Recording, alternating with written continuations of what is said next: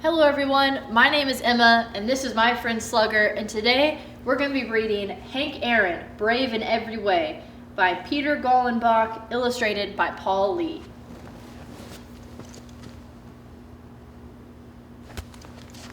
Thanks, Slugger.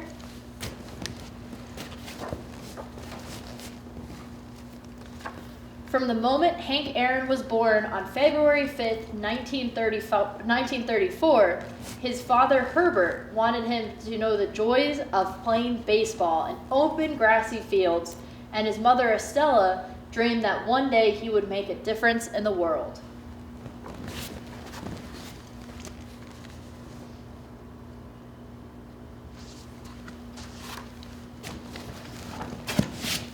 It was the time of the Great Depression, and like millions of others, Herbert Aaron had great difficulty finding work. He had saved enough to buy some open country land just outside Mobile, Alabama, but he didn't have the money to buy a house or even the wood to build one. Hank was 8 before his dad was finally able to build a small home for his family with the used boards from a torn-down house. The new house had no lights and no window panes. It had no bathroom. It had no refrigerator. But inside the Aaron house, there was plenty of love. And nearby, in a pecan grove, was an open field for playing ball.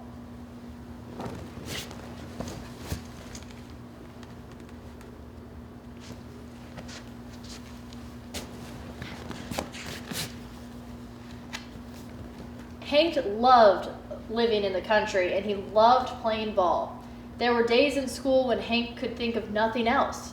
He would stare out the window wishing he were on the ball field. But his mama had her heart set on Hank going to college. Hank, try to be the best, she would say. Set goals for yourself and don't let anyone stop you from achieving them.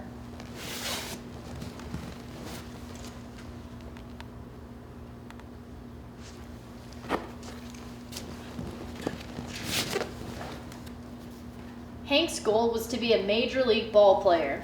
Though his father didn't want to discourage Hank, he wanted him to be realistic.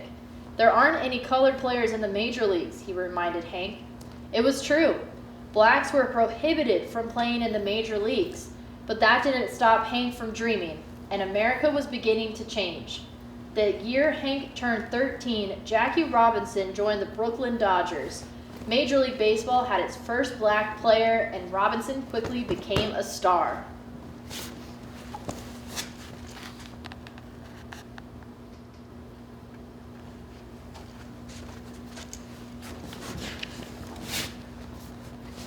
Hank studied, but he also played, and he was good. So good that when he had just turned 16, he was offered $10 a game to play shortstop for a local team called the Black Bears. Hank was afraid his mama wouldn't let him play. The Black Bear players were grown men, and worse still, the team played on Sundays, the holy day of rest. He was sure his mama would object. But Hank wanted to play with the Black Bears more than anything, so he put his fears away and asked permission. To his surprise, his mama came up with a compromise. He had to stay in school during the week and get his diploma, and she wouldn't let him travel with the team or be paid on Sunday, but he could play in every home game.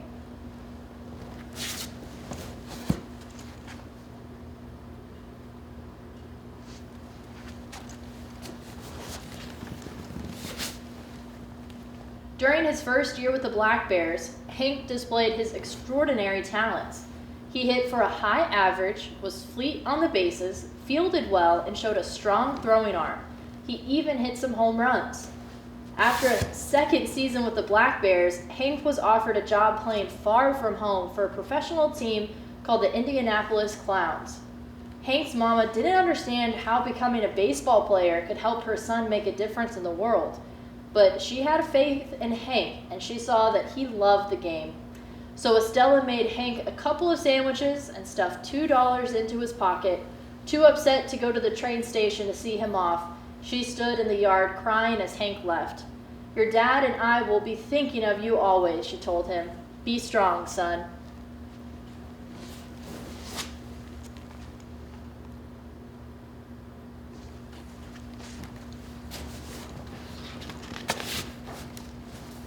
Hank Aaron was strong, and he soon impressed everyone with his talent. Wherever he played, Hank became a star. Then, in 1954, Hank joined the Milwaukee Braves. He had done what he had dreamed of. He had made the major leagues.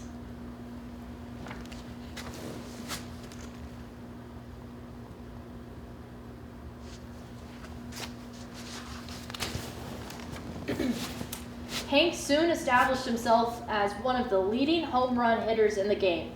In 1956, he became the second youngest player ever to win a National League batting title.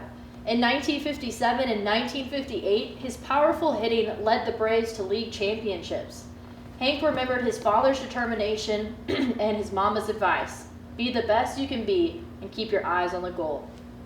He became hungrier to excel. He decided to try to break the career home run record of Babe Ruth, baseball's most beloved hero.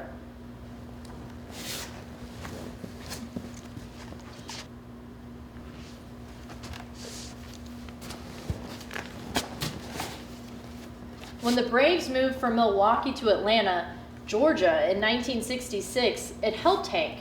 He found it easy to hit home runs in the cozy Atlanta stadium, and he was happy to be close to home. But some people resented Hank's success because of the color of his skin, and he began to get 1 or 2 unsigned letters each week filled with insults and nasty names.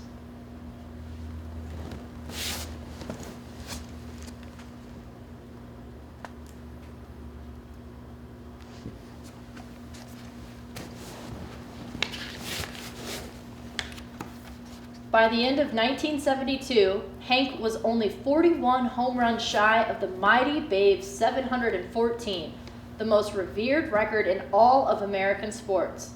Hank was excited, but he was getting more and more angry letters claiming that a black man should not be challenging the record of a white man. Hank decided to fight the best he could. He swore that each angry letter would add a home run to his record.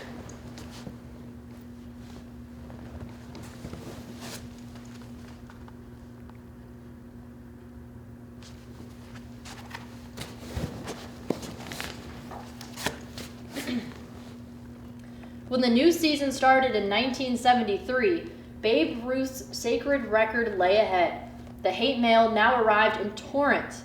Hank even got death threats, but Hank Aaron refused to allow anyone or anything to stop him. And something remarkable happened that spring. The nation's newspapers began running stories telling about the hate mail. A chorus of well-wishers wrote Hank almost 1 million letters to offer him support. Throughout his life, Hank had the support of his mother and father, but now a whole country of fans cheered for him. Hank finished the 73 season with 713 home runs, just 1 behind Babe Ruth. In Atlanta, on the final day of the season, the appreciative fans rose and gave him a 5-minute standing ovation.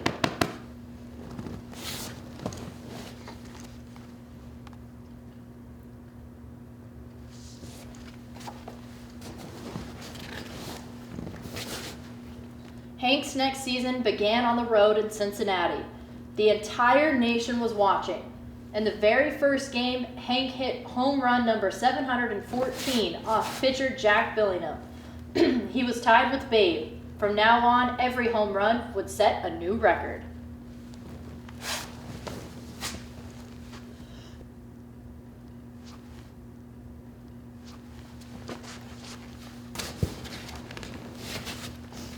When the Braves returned to Atlanta, the governor of the state of Georgia and the mayor of Atlanta were in the stands to watch Hank.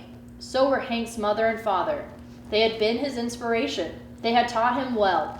Hank was happy to know they were there. In the 4th inning, 2 were out, a runner was on first. Hank watched as Dodger pitcher Al Downing threw a pitch low and down the middle.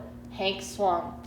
The ball rocketed just over the head of the shortstop. It kept rising and rising until it sailed over the top of the high wall in left field and landed in the Braves bullpen for home run number 715.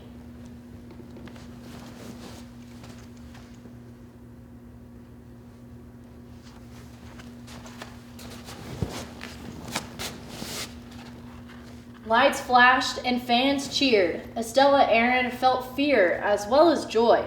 She remembered the hate mail and the death threats. What if someone tried to stop Hank from reaching home plate? As Hank passed second base, a couple of fans raced out of the stands to congratulate him. As he rounded third and headed for home, the entire Braves team rushed out to home plate to greet him. As he trotted toward home, his teammates parted for a waiting Estella Aaron. When Hank touched the plate, his mama threw her arms around her boy. Hank was surprised his mama was hugging him so hard. When she was sure he was safe, she finally let go. On this glorious day, before an entire nation, her son Hank had fulfilled his dreams.